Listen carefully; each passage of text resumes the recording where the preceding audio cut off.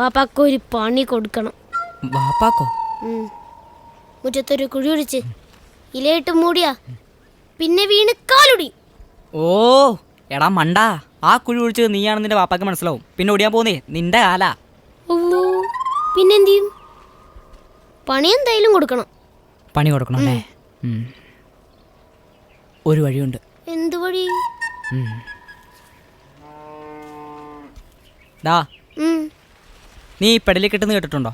പെടലി കെട്ടോ? ആ ദാ ഇങ്ങനെ ഇങ്ങനെ കെട്ടിയാ തന്തയ്ക്ക് കേടാ. എൻ്റെ അമ്മൂമ്മ പറഞ്ഞതാ.